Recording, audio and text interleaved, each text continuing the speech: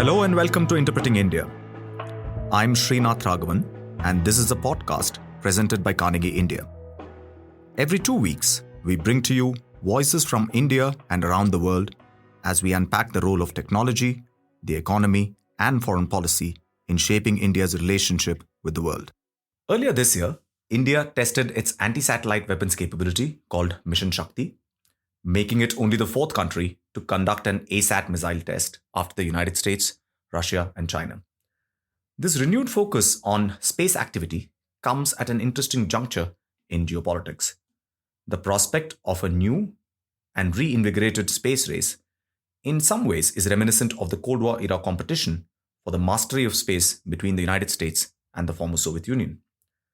Last year, President Trump announced the creation of the US Space Force, the sixth independent military service branch of the United States Armed Forces, which led many to caution against the increased militarization of space in the years to come. Complicating this scenario is the entry of several private players into the space industry for commercial and development purposes. All this has led to calls for regulatory and governance mechanisms to be put in place and global norms of behavior for outer space. To discuss these issues with us today, we have Dr. Rajeswari Rajagopalan. Raji is a distinguished fellow and head of the Nuclear and Space Policy at Observer Research Foundation, New Delhi. Prior to joining ORF, Raji served as Assistant Director at the National Security Council Secretariat from 2003 to 2007. A prolific writer, she has several publications to her credit, both as an author and an editor. Most recently, she co-edited Space Policy 2.0, Commerce, Policy, Security, and Governance Perspectives. Raji's writings have appeared in some of the leading journals of international relations and security studies. Raji Rajagopalan, welcome to Interpreting India. Thank you. I want to start by asking you about the current conjuncture between geopolitics and space programs. We all know that during the Cold War, space was an integral part, at least of our imagination of what the geopolitical competition between the superpowers was. But in recent years, there seems to have been some kind of a revival of space as being a very integral part of global power politics and diffusion of power as it is taking place. So what, in your opinion, accounts for the revival of space, so to speak? Or has space just been there all along and we've not been paying attention? Thank you, Srinath. I think that's a fascinating question because you are beginning to see a fresh kind of competition playing out in space. And this is a function of the changing balance of power equations. I think that's a primary driver for the renewed competition and the renewed attention that space is getting. So if you look at the earlier era, space was mostly used for strategic purposes by both the US and the Soviet Union for conventional military operations. That began to change in the current. And I think that's a big differentiation between the earlier Cold War era politics and today's space race in a sense. So, but even then, I think you did see a whole range of anti-satellite tests and the kind of military space programs by both the superpowers of the day. And that kind of played on till about the mid-80s. For instance, the last anti-satellite test done by the US was in the mid-80s. And after that, there was an unwritten moratorium in place in terms of, this is going to contribute to further deterioration of the space environment. And therefore, neither of the countries pursued further programs of that kind. And come 2007, so after a break of about 2 decades, you are beginning to see that competition playing out. The first sign of the revival of the competition was with the Chinese anti-satellite test. They have been trying to do the test from 2005 onwards, but the first successful ASAT test by China was in January 2007. And that gave way to a fresh thinking about what are the kind of measures India needs to put in place as a way of deterrence, as a way to protect our own assets, because we have a financial stake as well in the space program. And so what needs to be done? So even within India, that gave spurt to a new debate. And across the board, you have the political leadership, the military leadership, the Indian Air Force came out talking about it. And even the technocrats, they talked about as to what we need to do to protect as well as to deter things in outer space. And of course, that led to finally India's own ASAT test in 2019 March. But before that, I think then followed by the Chinese ASAT test, you had the US conducting another test in 2008. That was somewhat slightly more responsible, at least that was conducted on a low Earth orbit. So it did not result in a long-lasting debris cloud, so to say, unlike the Chinese ASAT test that was done at very high altitude, which has created about 3,000 pieces of space debris. And those are going to be long-lasting for a decade. It's going to last there. So overall, this has given way to more competition. And I would say the primary driver is the changing power dynamics, both in Asia and beyond. I think we will definitely come back to unpack some of those issues, particularly about the Chinese anti-satellite test and the Indian reaction to it. But I just want to stay with the very important insight with which you began. You said that during the Cold War, space mattered primarily because it was a demonstration of technological capability and prowess. Whereas today, space matters because it is very closely intertwined with military power itself. Could you give us a sense of in what ways modern military power is reliant on space-based assets? So the older decades when the competition between the US and Soviets were playing out, of course, there was a lot of national prestige and which would be the country to do the first in land on the moon, first to do this first. So there was a lot of that kind of a demonstration that was happening. And also, but I think that all panned out by the 60s and 70s, that began to kind of slow down. And by the 80s, even the ASAT programs begin to kind of wind down, so to say. And primarily space was used for monitoring arms control measures. But that was still a kind of acceptable way of dealing because the competition was primarily between the two powers.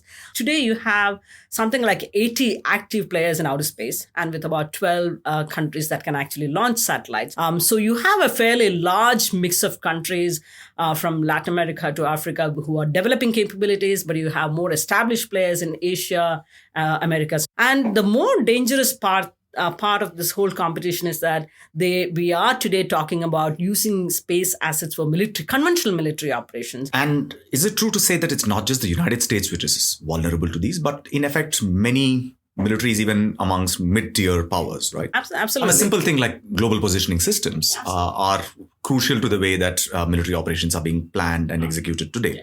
And which in turn seems to have led some countries to think for alternatives to it. For instance, the Russians are developing GLONASS, which is their own sort of homegrown version of this thing. And they were looking for partners to join up that particular venture.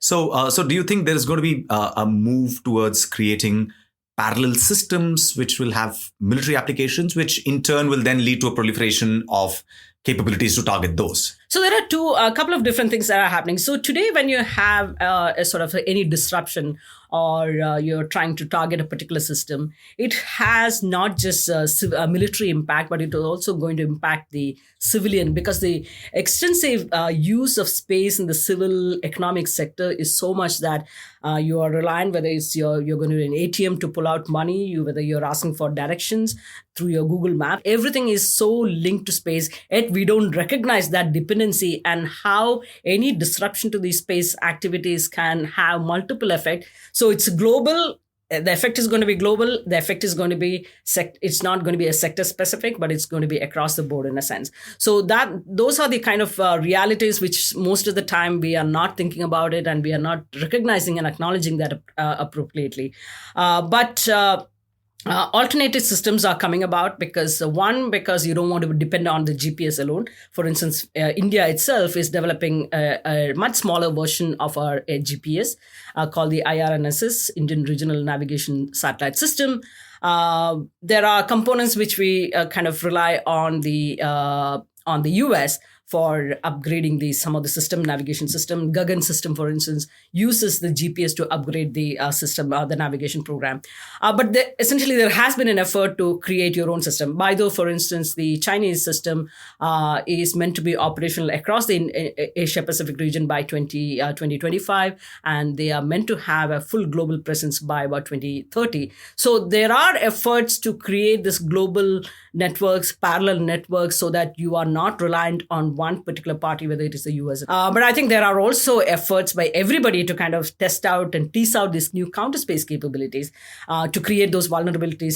So extensive use of cyber means and electronic warfare. These are because you don't necessarily need to now go for an anti-satellite capability that would also create a lot more satellite space debris, for instance, because there's already a huge amount of junk that is floating around in space. So you don't want to add to that, but at the same time, do certain things. And cyber means are very cheap in a sense. If you want to buy a jamming device, you can buy it online for a couple of $100 actually. So it's not that these are not easy to find or easy to operate. I think for about a decade now, since 2008, actually, you have been seeing increasing number of incidents, but they are more in terms of testing out the capabilities, testing out the technologies, teasing out the capabilities. So they have not created long-term disruption, but they have just created a kind of pinprick to just say, okay, whether this particular technology to disrupt a particular service or deny a particular service, whether it's working or not.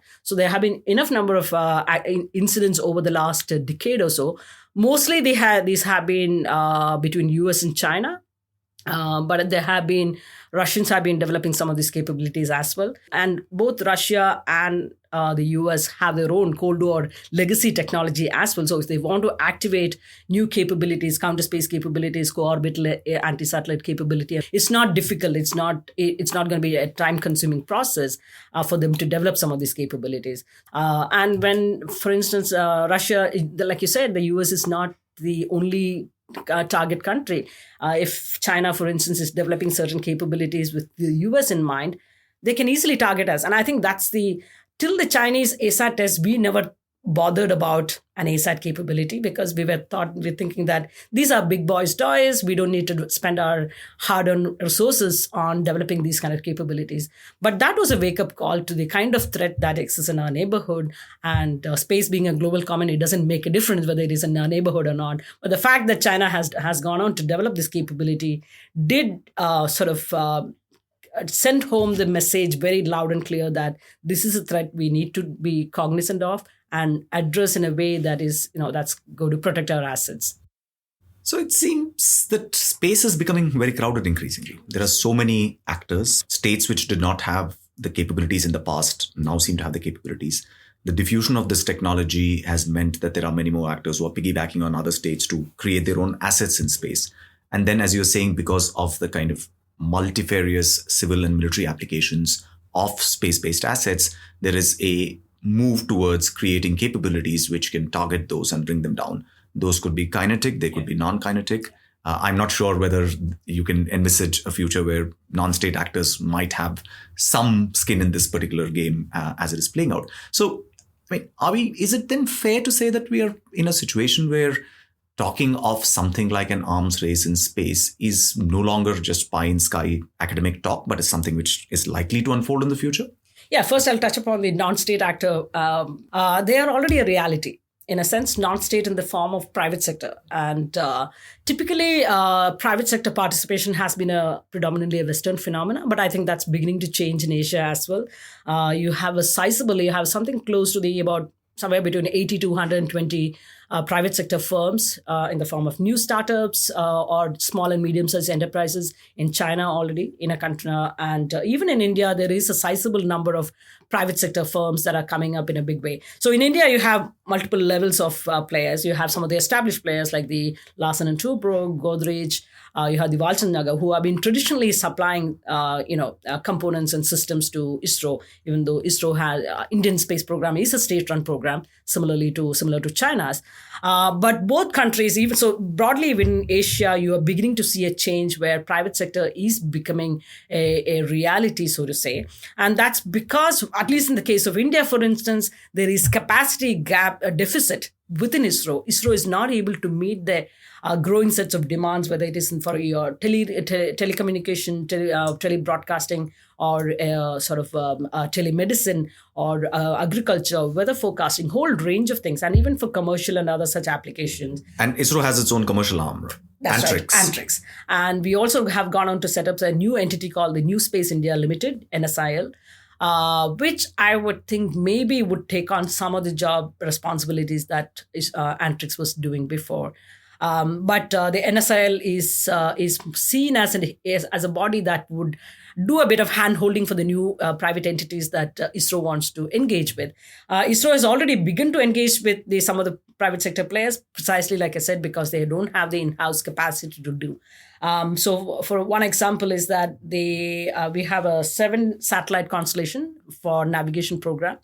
One of the satellites had different problem and we had to launch a new one, for which, again, ISRO did not have the capacity in-house. So they reached out to one of the companies called the Alpha Design, which is a small and medium-sized enterprise, a Bangalore-based company. So they reached out to them, and so they manufactured satellite for them. Second, for some of the propulsion technologies, again, companies within Bangalore are beginning to supply capacities to ISRO. This is happening because traditionally ISRO never wanted to share the space with others. And even now there is quite a bit of hesitancy and apprehension. So the ISRO's model is still one of outsourcing and not to create a level playing field for the private sector to be an active player, for them to kind of invest in serious R&D. I have argued in my writings to say that, NASA provides a good example. The US space program they can rely on a range of private sector players. Yet NASA's importance as a space agency has never gone away. And I think ISRO has to have that confidence to say that we will engage private sector, we will open up the field, and R&D can be done by the private sector who has the money and who have all the funds and everything, expertise in a sense. They can do it, and we'll be a facilitator instead of being a gatekeeper, which is what the role today is. So private sector is already, so the non-state aspect is already kind of becoming very clear in Asia as well. But I think this is going to become a reality. And I think this is also making the whole process complex. Today, the private sector, for instance, they are also, especially in the Western context, they are also launching military payloads. So that makes it even, so somebody wants to target a military asset which is launched by a private entity. Would the private entity then be responsible and carry out a counterattack on a particular state? Or how do you do that? One issue. Second is there are also mixed payloads being carried today by private sector. There are both military and pure civil payloads that are being carried. So again, if you want to target a military asset, so these are becoming a lot more complex. It's not very clear. And at the same time, when it comes to the global governance aspect, it is still, we have a few treaties and mechanisms in place, but they are proving to be insufficient, I would say, ambiguous and insufficient to meet the current and emerging threats and challenges in space. I want to come back to that point in just a little bit, but you mentioned about the Indian space program and its diversification in recent years.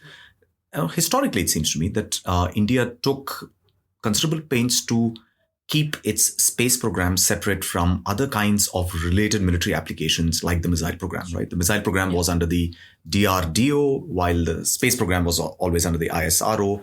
And of course, that was partly because we ourselves were under an international sanctions regime post the nuclear tests of 1974. So you wanted to keep that kind of a firewall.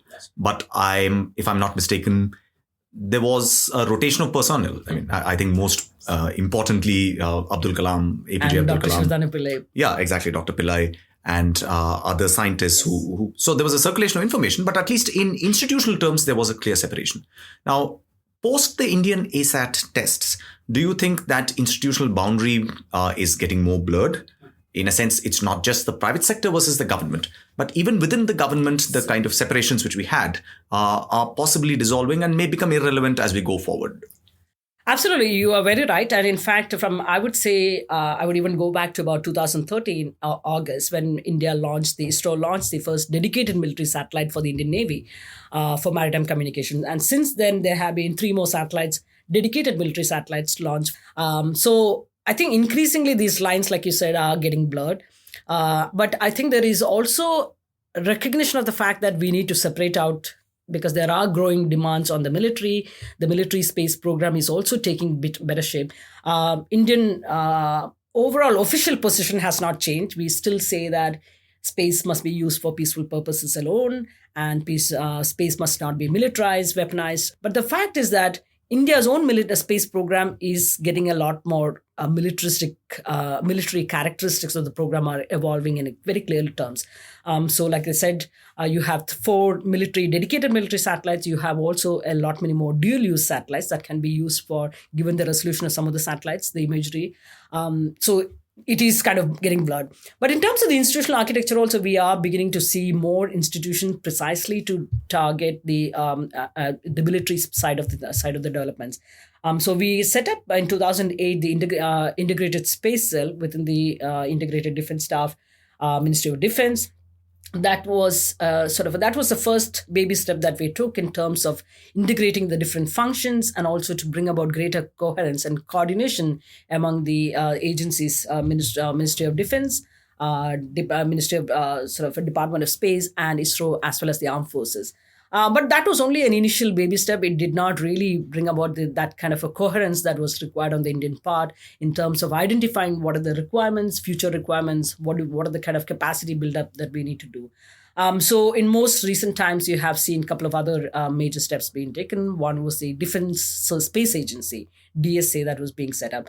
There has been a growing demand for the full-fledged aerospace command, at least for about close to about 2 decades. But I think that's we are far from it. We're still not, maybe in another few years, we may get around to that. But I think for the immediate term, for instance, the former Defense Minister Parakh said, why do we need to create a command first? We need to build up the capacity and then we will go on to establish these commands. So this was part of the 3 tri-service commands that were to come. These are meant to be the interim bodies before we go on to set up full-fledged commands. So one is the Defense Space Agency under the heading of the headed by an Indian Air Force officer.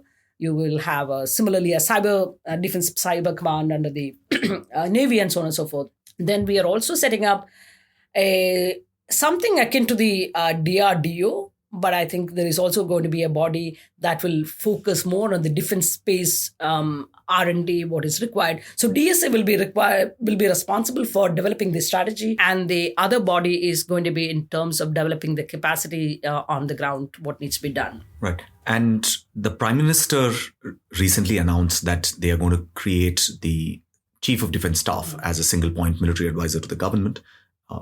I understand that the design of that particular office is currently underway even as we're speaking, and hopefully we will have an announcement in the coming weeks. Do you think that will give a greater integrated structure within which some of these activities like the Defense Space Agency, broader planning about integrating of space and military capabilities, possibly doing it in an interagency context as well? I hope that would be the case, but hope is not a policy. And I say this because I think that you already begun to see the kind of resistance from the bureaucracy already to have that kind of a setup where, the military would have serious input on how they're on the planning and capability buildup. And even now, the task force that they have set up to implement that decision, he's headed by the defense secretary and somebody else. So which already shows that, you have a bureaucrat in charge of the entire process. It should have been ideally somebody from outside who's an expert or somebody who has talked about the utility of such a body in the true sense. But you're already seeing that is not really the case. To me, I'm a little skeptic on the whole CDS decision. I want to be hopeful, but I'm skeptic. My thinking is that the bureaucratic pressure is going to be so much, but I think the bureaucracy will still continue to have a bigger say in how that office runs, because I don't think they are going to leave it out to a military to have a much more serious input. So that has had a longer kind of input in terms of the civil-military relations. If you look at it, I think this has been part of the problem. But recent reports saying that NSA may actually come out with a national security strategy, which absolutely they have been talking about, and sort of including the anti-satellite capability in a much more proactive fashion. But my worry is that this is anti-satellite capability is not like the nuclear weapons capability demonstration. This is something very different. So far, you have 4 countries now, including India, that have demonstrated an anti-satellite capability: US, Russia, and China. And India becomes the 4th. And none of the countries have so far operationalized the ASAT capability by putting it in as part of their warfare doctrine. India wanting to do that seems to be a bit of extra eagerness, and I don't think that is a good sign for me. I would hope that they don't go into operationalizing, because deterrence in space itself has not become reality for most countries. So us pushing that and pushing along that line could actually make other countries also follow down, go down that path. Can you expand a little bit on that thought? In what way does deterrence in space work differently, say, from the way that we think of conventional deterrence or nuclear deterrence? So there is some bit of deterrence in play. For instance, why did India do the ASAT test in March? This was precisely to send a message to China that if you have the capacity. So we were essentially trying to match up a capability that already exists in our neighborhood. So this was the message, was that if you mess around with our satellite, we have the capability to do that to you. We will do precisely that. So that's a sort of deterrence game that India was trying to Mutual assured destruction. Exactly. So if you do this, we'll have the capacity to do it. But it has still not, space overall has not, the ASAT is possibly an exception, but the space has not really been part of the overall deterrence game in a sense within the space domain itself. And the more we don't talk to each other in the global governance game, the more suspicion is going to be like, okay, what's the purpose of a particular capability build-up? What are the broad orientation of a particular space program? So I think the need of the hour is to have more and more institutionalized dialogues, whether it is track 1, track 1.5, or even track 2 dialogues that can actually help contribute to have a better understanding among countries, because that's become today the bigger problem. There are purely now dual-use capabilities. So the Chinese have developed something called the Roaming Dragon, which has a robotic arm. The Chinese have come out, at least in the official parlance, to say that this is going to be a capability to clean up the space junk. But everybody's suspicion is if you're going to be able to have a capacity to move an object because it's a space junk, tomorrow during a conflict, you might mess around with my satellite. You have the capability now. You have demonstrated that capability to shift around space objects. What is the guarantee that you will not do it to me tomorrow during a conflict? Or who decides which object is to be moved around? And these are, again, none of the capabilities are proven asset. NASA is developing certain cleanup space debris cleanup technology. Australians, there's a private sector that is invested in this regard. There are a couple of European countries. Japanese are developing certain lasers and nets. And so different technologies are being explored. None of these are proven. And we haven't even gotten around to the regulatory aspect of who decides what to remove and what not to shift and so on. So there's a whole lot of things that are still not explored in terms of legal and regulatory side of the governance aspect. In a lot of your writings, you made the point that India has this unique opportunity and is well positioned to be able to be a norm entrepreneur in this space, to suggest and possibly shape norms and generate some kind of a consensus around this. It also allows us to take leadership in a new domain of international global politics.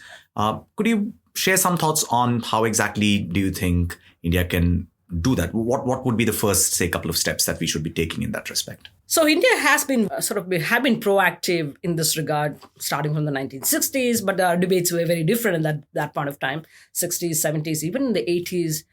It was driven a lot by morality, principle-based approach. And that from that position, we have come to something more pragmatic today, pragmatic and national security-oriented approach to space. That I would think is somewhat more sustainable, and that's but more for India's own position on space debates in the parliament, but also within the parliament, but also it can also be applied to multilateral platforms, how India positions itself on a number of issues. So India's position for a long time, even now officially, it continues to be that we should move towards developing a legally binding verifiable measure. These are nice sounding words, but verifiable measure when it comes to space is extremely challenging. Something to verify in outer space, unless something shoots up there, you are never going to be able to know. As long as a country is developing a certain capability, you will not know. At the R&D stage, you will never know. And that's also the worry, for instance, Civil Space Corporation. I have again argued saying that we have to have some broad rules of the road because today, countries can access technology in the name of Civil Space Corporation, developing space capability for weather forecasting, telemedicine, teleeducation. But what's the guarantee that the country is not going to be diverting that capability for developing military space program? Or even worse, to develop ballistic missiles. So there are those worries. So verifying something is extremely challenging when it comes to outer space capabilities. So our position that legally binding verifiable measures are the way to go about, it hasn't had much of a traction, especially in recent times, Today, I think the biggest over the last decade or so, when you look at the global governance debates, it's not unique to space. It's across the board. You can look at any important international security issue. The biggest stumbling block has been to develop consensus among the major players.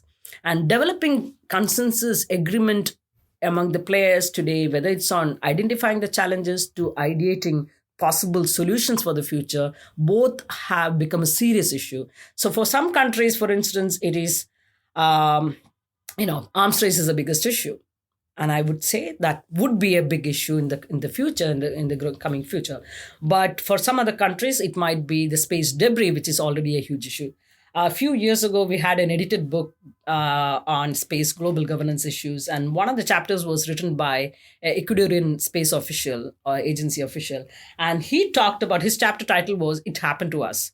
And he was referring to the space debris that hit their one and only satellite, hit by one of these Chinese space debris from the 2007 ASAT test. So, space debris is already a huge problem. And unless we develop certain means and capabilities to kind of track that aspect. And that brings me to the point about the need to have space situational awareness capability, SSA. So unless you have some understanding, a fair amount of understanding on the kind of environment that we are operating in, it's very difficult you can't rely on the US JSPOC or other capabilities. And especially after the March 2019 ASAT test, this point came out very many times saying that India should have its own. And ISRO has now gone on to set up SSA division at the ISRO headquarters. Which was first good step.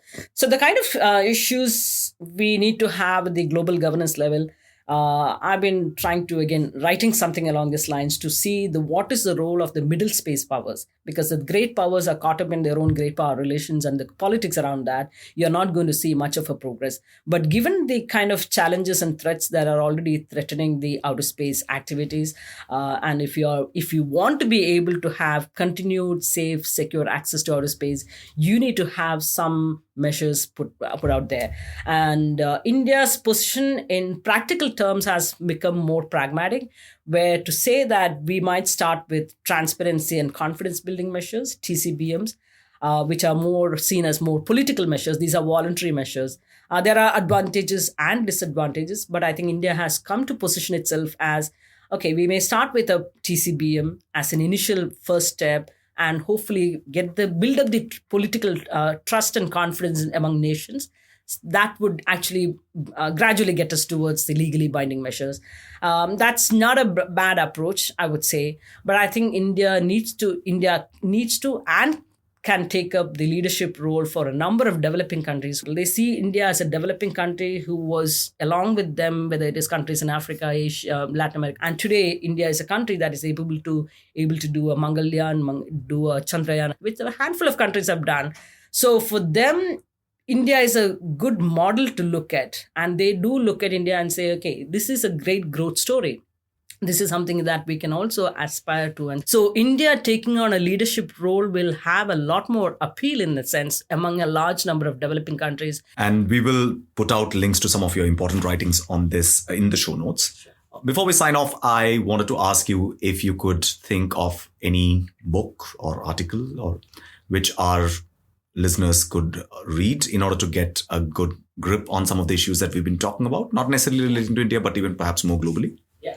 I think, unfortunately, we don't see too many diplomacy aspects when it comes to space, because it has been, like you said, it's a cliched kind of thing to say space is crowded, congested, and contested. But I think there are a couple of important reports one would say needs to be looked at. One is the Secure World Foundation. They come out with an annual now, second edition of the Counter Space threats reports have come out. A similar report also is brought out by the CSIS, again based in Washington. They do come out with this. But I would suggest two important books to look at. One is by Joan Johnson-Fries, who has again looked at the overall kind of a competitive phrase, but also emphasizing the need for greater cooperation among states to develop certain global governance measures, because otherwise you are not going to be able to use space for a very long time. One another person to track, I think, is James Claymortz. based at the Naval War College, who has been doing a fair amount of work on the Asian space program in broader terms as well. Again, making an emphasis on there are problems, there is competition that is driving a lot of the space programs and policies today, but we also need to look at cooperation and diplomacy, give diplomacy a chance kind of argument. And I think that's important for us to look at. Well, let's hope things will improve as we go ahead. Rajagopalan, it's been a pleasure to have you on Interpreting India. Thank you, Srinath. Thank you for listening to this episode of Interpreting India, a podcast presented every 2 weeks by Carnegie India. I'm Srinath Raghavan. For more information about the podcast and the production team, you can follow us on social media and visit our webpage